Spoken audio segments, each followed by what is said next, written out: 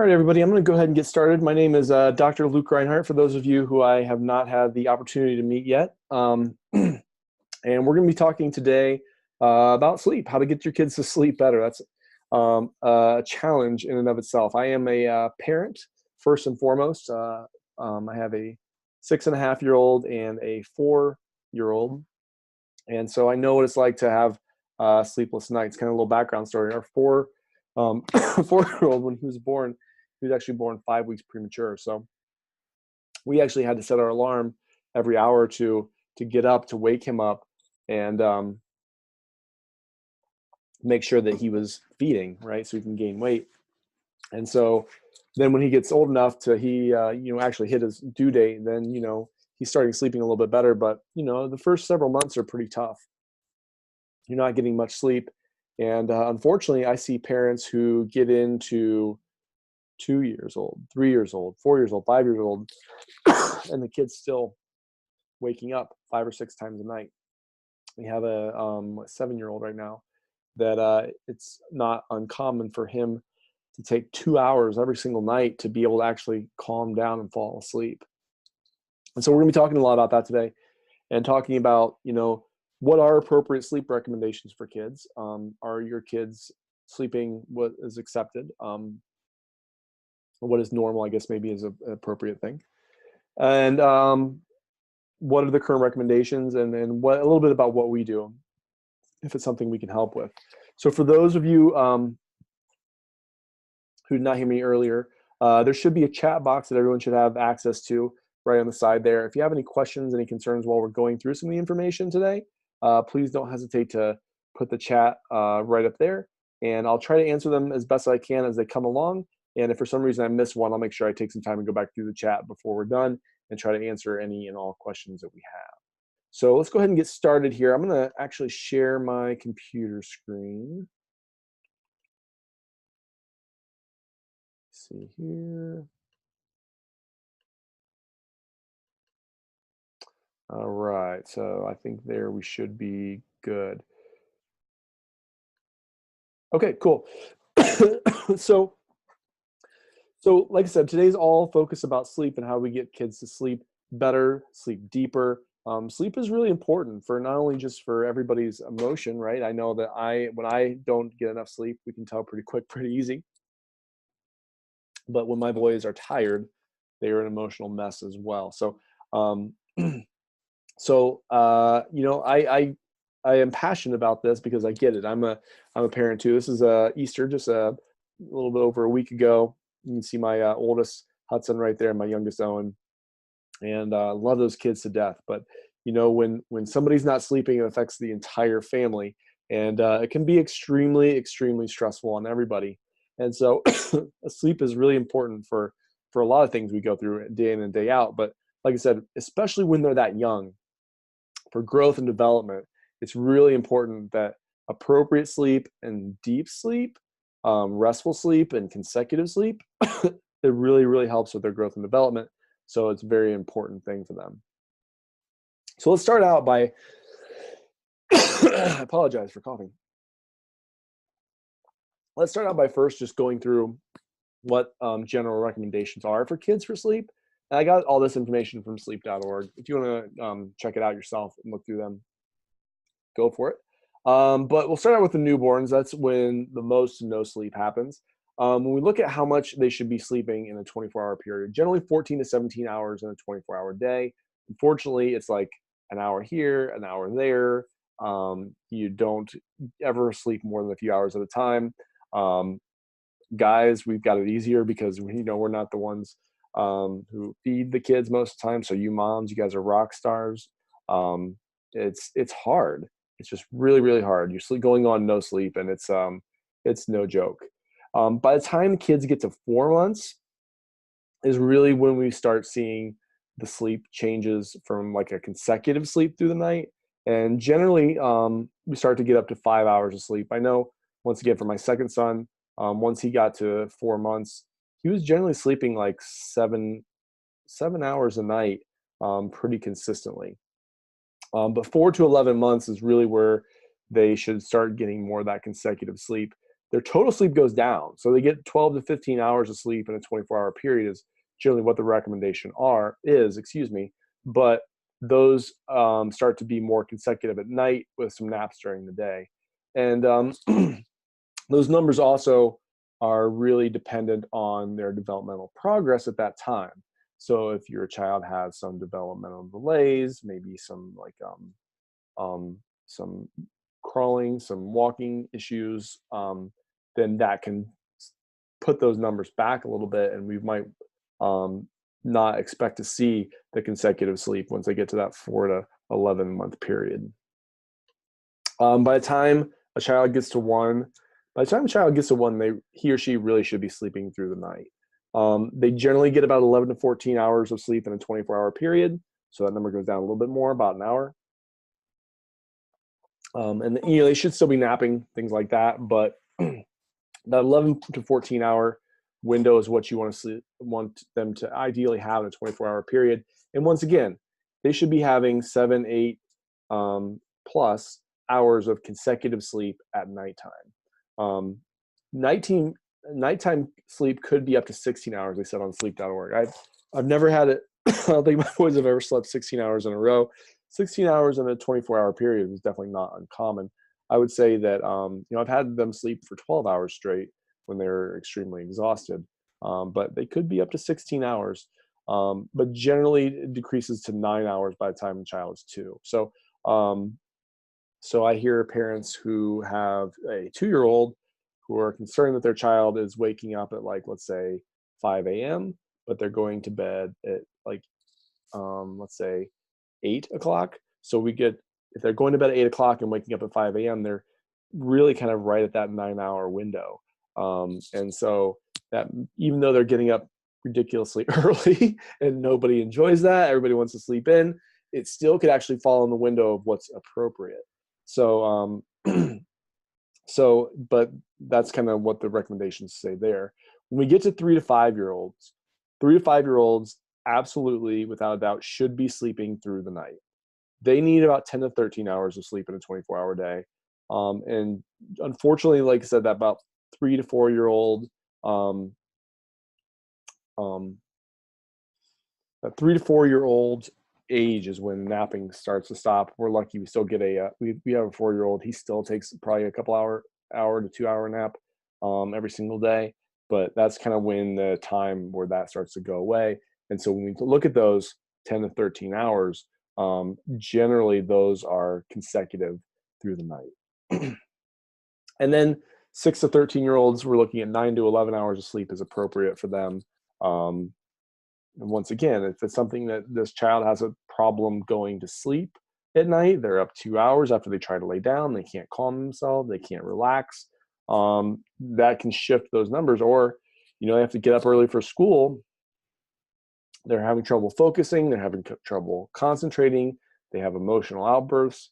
It could be because they just, even though they're laying down for the appropriate amount of time, they're either, 1, not falling asleep easily, or 2, not getting in deep, restful sleep. That's really, really important as well.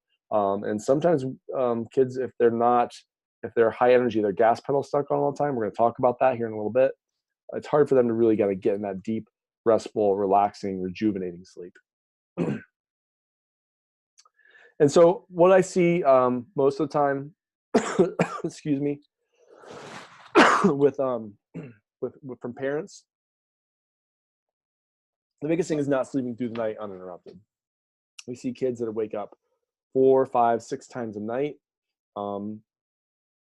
consistently, almost every single night, and just they're always waking up mom, dad, even if that is like from nightmares, things like that.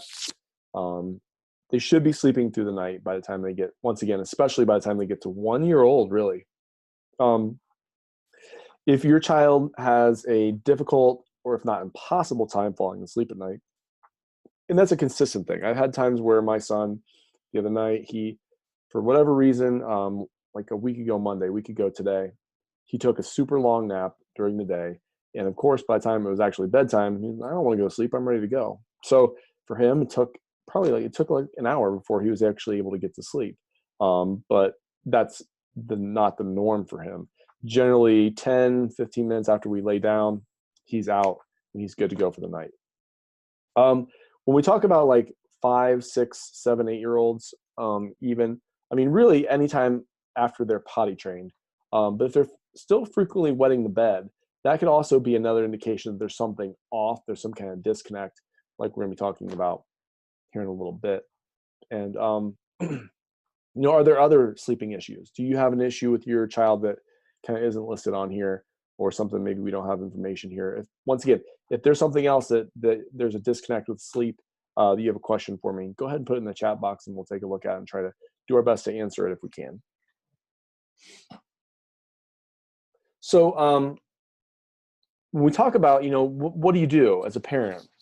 Okay, my child's not sleeping. My child's 4 years old and still waking up 5 times a night. My child takes 2 hours to get to sleep every single night. What are your options? And there aren't really a ton of options for kids.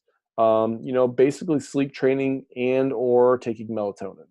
And both of them have their advantages and disadvantages, I guess is the best way to put it. Sleep schedule is probably one thing that most parents try. Making sure that you have a routine every single night, whether that's reducing the sugary foods, reading a story, having alarms that go off at the time the kids start to need to go to bed, to kind of get that, like a Pavlov's dog, trying to get them to kind of get that neurologic connection to the alarm means go to bed. Things like that. I mean, that can help if there is a routine. But I will say that the difficulty is when something else happens and you have to break routine, it can be a chaotic mess. Melatonin is one of the things. Melatonin is a hormone that we actually make on our own that can regulate the wake-sleep cycle. And it's as a supplement form. I've heard a lot of parents have tried it, and it's a coin flip, whether it actually works or not. Maybe about a 50-50 shot. The evidence that we have is really kind of spotty, and we really aren't sure if it's going to make any difference at all with our kids.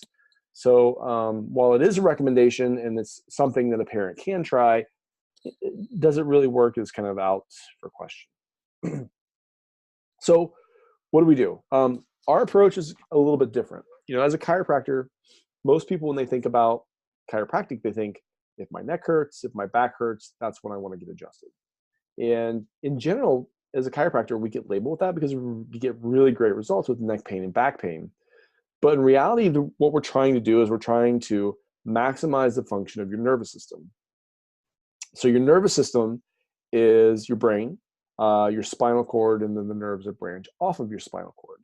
And when we look at the nerves and what they actually do, believe it or not, only about 10% of the nerve at any one point in time has anything to do with pain, neck pain, back pain, right?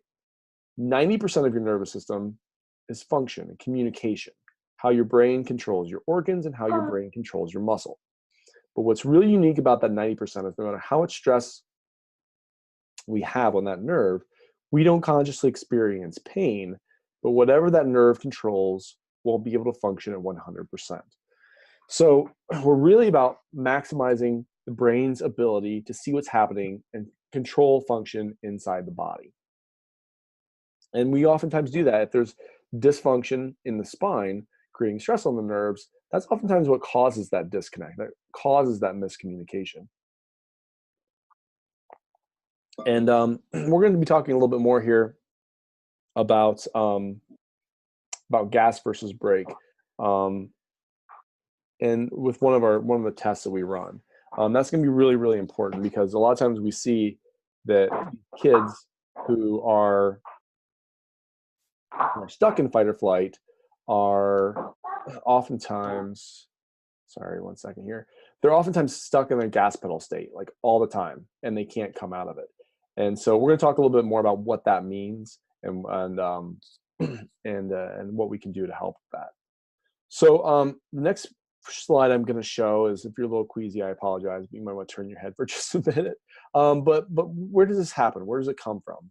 And one of the biggest things that we see with kids is some kind of stressful birth, stress around birth. I mean, even you go all the way to conception, labor, I mean, excuse me, not labor and delivery, but pregnancy in and of itself is extremely stressful.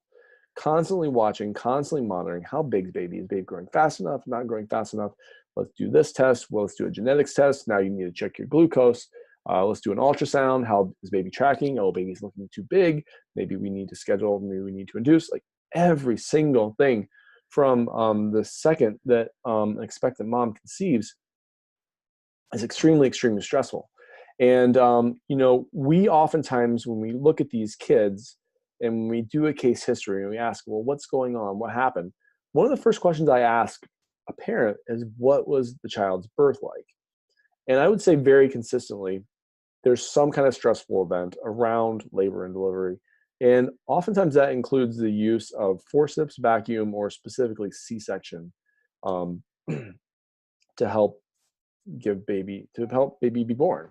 And I want to preface this conversation that I'm not anti C-section, right? C-section, when used appropriately, is a life-saving procedure for both mom and for baby. And it's absolutely, I don't want anyone to feel guilty if they had a C-section, because you absolutely should not. But when we look at a C-section, I actually watched some videos of what a C-section looks like from a baby's perspective. The amount of stress that they put on a baby's upper part of the neck for an average C-section is about 60 pounds per square inch. So the example I give parents is, let's imagine there's your child's like sitting on the floor and I grab them by their head and I picked them up and I handed them to you. Like that's what they have to do to get baby out. And I don't know a time or a place other than labor and delivery where that's appropriate for baby. And if you saw me do that to your child, you would probably knock me out. But that's how babies oftentimes come into the world. And that's a really, really big issue, because we look at the amount of nerves and the neurology that takes place right where the base of your head meets the upper part of your neck. It's really, really important. And we're going to talk about this in a little bit. We're going to come back to this. But there's a nerve up here specifically called your vagus nerve. Your vagus nerve is your body's major brake pedal nerve. And if there's an injury and dysfunction in your neck from the day you were born, and that nerve's not doing what it's supposed to be doing, your gas pedal system's working at 100%, but the brake pedal is gone. So we say it's like having a Ferrari engine and bicycle brakes. These kids are go, go, go all the time, and just no way to disengage, no way to kind of disconnect, I guess. Maybe isn't the most appropriate word, but disengage is the most appropriate. And just actually calm themselves down to get to a place where they can sleep. And so that's really, really important. So we will come back to that. So how do we know? How do we know if there's nerve stress? If you can't feel it, right? Most of these kids don't have pain. What do we do to determine that there's stress on the nerves? And a lot of it has to do with the technology we use. So the first picture you see here, and we saw that a little bit ago, is our thermal scan. Our thermal scan helps us measure the nerves that control organs, glands, tissues, things like that. Basically, it's measuring temperature, right? To help us detect the function of the autonomic nervous system. Your autonomic is like your automatic nervous system. It controls everything that we don't think about during the day. How fast your heart beats, how we digest our food, how we use the restroom, all controlled by your brain through these nerves. So here's an example of a scan. When we look at the scans, if you can see this here, these little white bars are areas where there's little to no stress on the nerve. Areas where there's green, those are areas where there's mild stress on the nerve.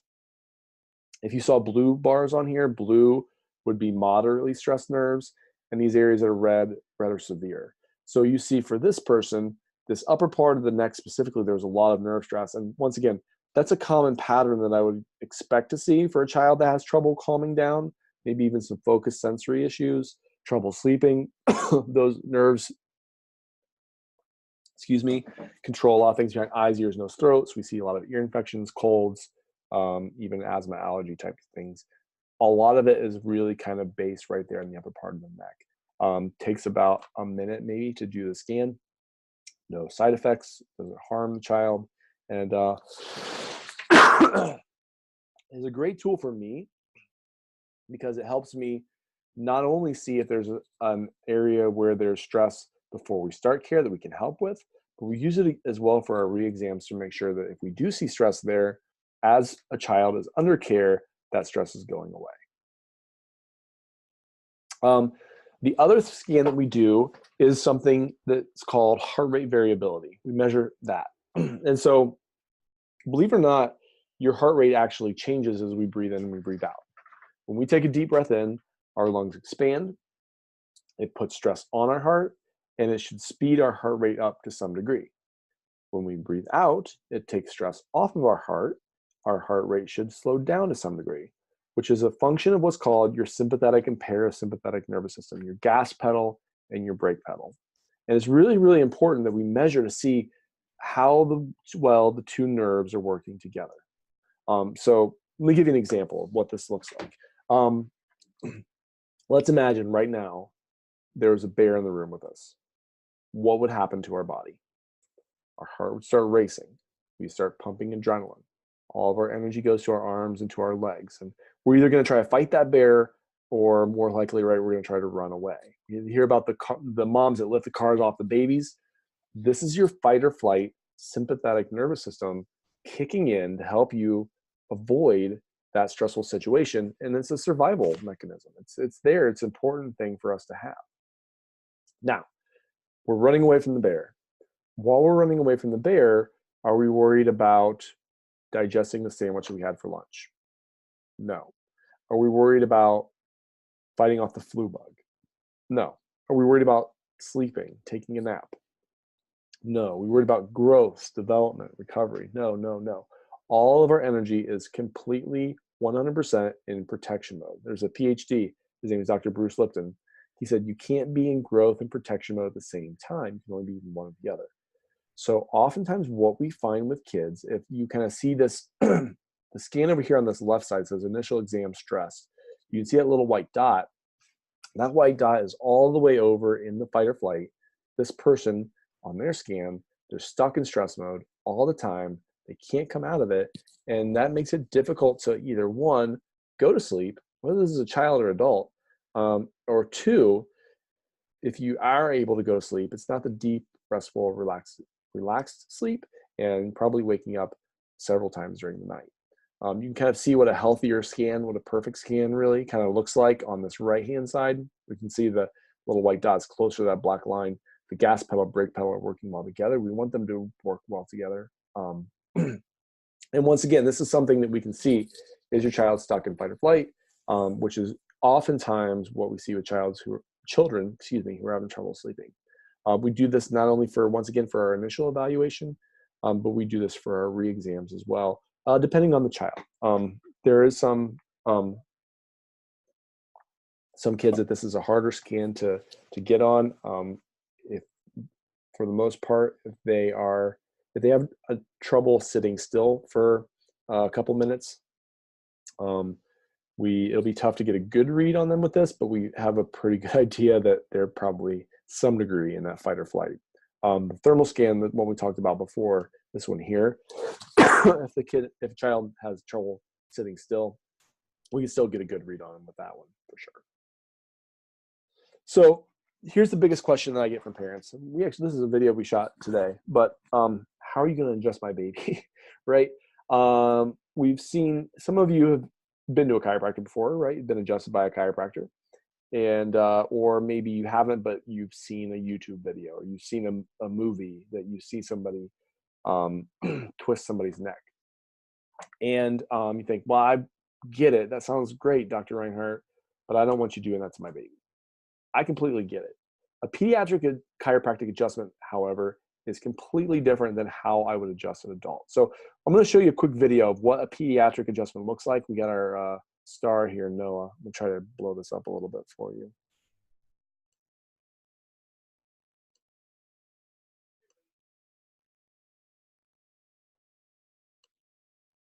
Hey everybody, it's Dr. Reinhart from Rockefeller Moms.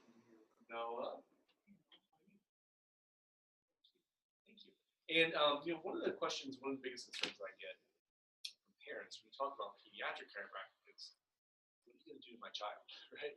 We've all seen those videos on YouTube. We've all seen some of those crazy things that scroll through Facebook, and to be completely honest with you, I wouldn't want to get adjusted that way, let alone let my child be adjusted by someone who's doing that to my baby. And so what we want to do today is we're actually going to show an adjustment for Noah here, show some of the tools we use to make the adjustments, and kind of show you how gentle a pediatric chiropractic actually should be. Okay, so one of the things that we use, this is called an arthro step. It has a little tiny tap right here. What we do is we find the misalignments anywhere in the spine that there's a joint out of its normal position, putting some degree of stress on the nerves. We use this and we just do a slight tap that allows us to do anything to make the correction. So we're going to go ahead and do that here. You ready? Are you ready? So we just kind of start feeling the spine, feeling how things are working. Let's show you some of the other tools we use here first. A lot of times I go by the scans we talk about in the office. You see those help me really kind of localize where those areas of nerve stress are. But we're just looking for areas where the spine's not positioned correctly, putting some stress on the nerve. And that's all it is. You barely even tell anything's happening. It's so gentle.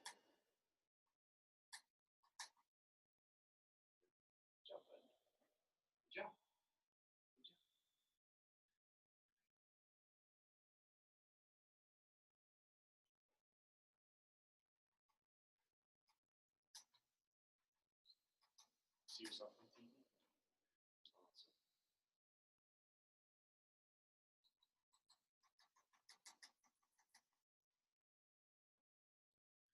Okay, but one of the other tools we use a lot of temperature. You've seen the thermal scans before. They help us really, based on temperature differential, how different it is from one side to another. We can get an idea of where the nerve stress is, how severe the nerve stress is. But the cool thing is, especially in the upper part of the back, where most of these really important nerves, like the brachial nerve, we talk about sleep, we talk about ear infections, we talk about ADHD, stuff like that. A lot of those sensitive nerves are up in the very top of the neck, and we can see pretty quickly see a change. So we find some misalignment there. Go here, go here. Who's that? Who's that?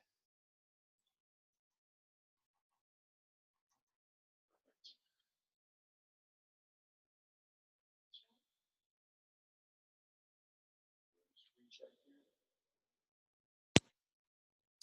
And sometimes it's all that simple. So you did a good job. Good job. Yeah. Good job. But that's how a gentle pediatric chiropractic can be.